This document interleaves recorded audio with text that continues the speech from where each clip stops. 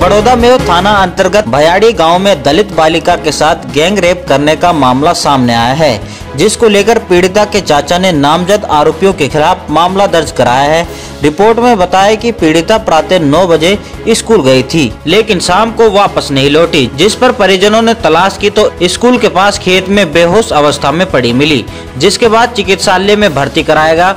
पीड़िता ने बताया कि गांव के तालिम पुत्र शमशेर और उसके 2 अन्य साथियों ने जबरदस्ती बाइक पर बिठाकर ले गए और बारी बारी से रेप किया। घटना की जानकारी मिलने के बाद भाजपा से पूर्व विधायक और भाजपा उपाध्यक्ष ज्ञानदेव आहूजा अपने समर्थकों के साथ थाने पहुंचे और नारेबाजी की। पुलिस की समझाइश के बाद आहूजा अपने समर्थकों के साथ वापस लौट गए।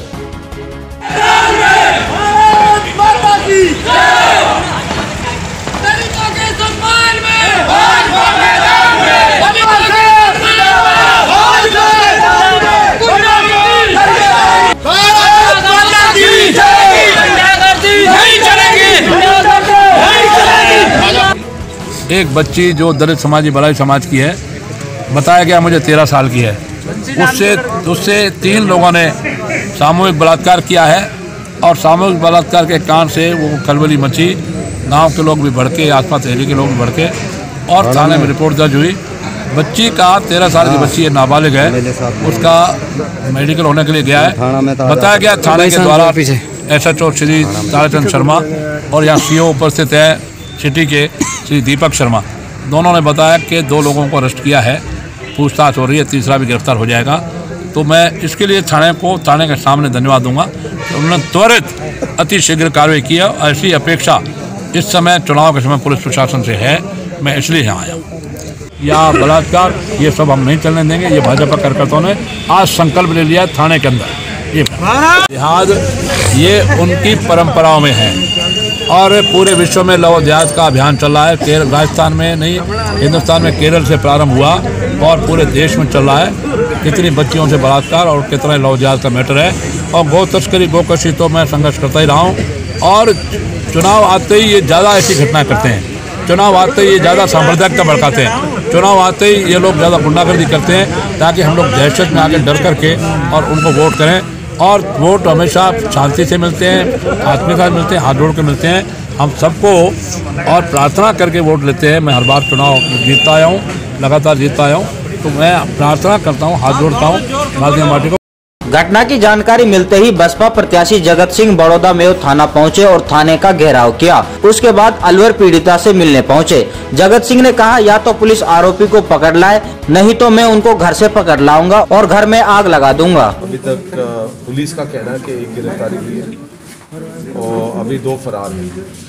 और मैंने वहाँ पुलिस को ये चेतावनी दी है कि 24 घंटे के अंदर अंदर ये 2 बाकी है जो मुलजिम है, ये गिरफ्तार होने चाहिए, वरना मैं खुद स्वयं गांव में घुस के मैं इनके घरों को आग लगा दूंगा और मैं खुद इनको पकड़ के ले आऊँगा।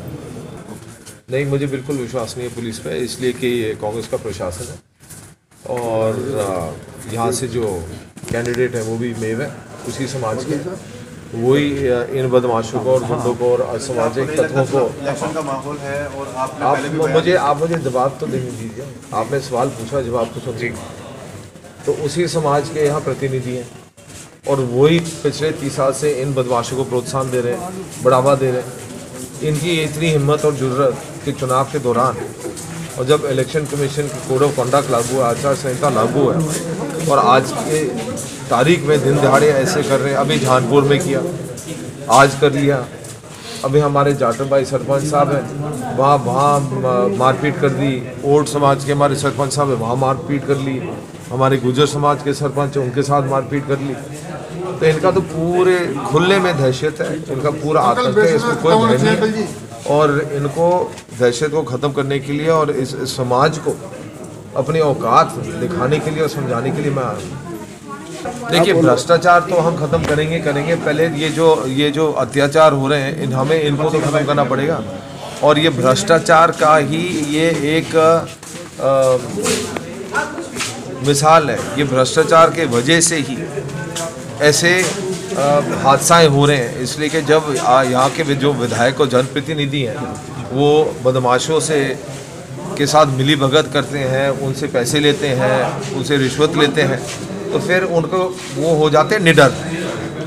और आज के तारीख में जो बदमाश है वो खुलेआम घूम रहे हैं, इसलिए कि इनको लगता है कि यहाँ का कोई ऐसा जनप्रतिनिधि नहीं है जिनको ये खरीद नहीं चुके। मैं आज की तारीख में मैं कोई सौहार्द देने के मूड में नहीं हूँ। अब ऐसी घटनाएं करेंगे तो हम काय को प्यार दें। अब ये सुधर जाएं और ये समझ जाएं कि ये जो कर रहे हैं गलत है, तो तभी जाके सांप्रदायिक सौहार्द कायम हो सकता है। अब बार बार इनको समझाया जा रहा है कि आप सुधर जाओ, दूसरे समाज की भावना को ठेस मत पहुंचाओ, प्यार से समझा रहे हैं इनको, और तभी ये इनकी बात समझ में नहीं आती है तो हम सांप्रदायिक सौहार्द को कैसे काम करेंगे? फिर तो इनको इलाज दूसरे तरीके से करना पड़ेगा और हम करेंगे, उस चीज़ के लिए हम तैयार हैं। एफआईआर प्राप्त हुई है जिसमें एक नाबालिग लड़की जिसकी उम्र लगभग 15 वर्ष है, उसने अपने ही गांव के एक नामजद और 2 अन्य युवकों के खिलाफ ज़बरदस्ती गैंग रेप करने का एक आरोप लगाया है। उस पर एफआईआर दर्ज हुई है।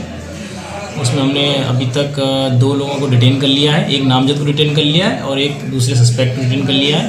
तो उनसे पूछताछ करी जा रही है कड़ाई से, और पीड़िता का मेडिकल करवाया जा रहा है और उसके खिलाफ उनके खिलाफ सख्त कार्रवाई की जाएगी।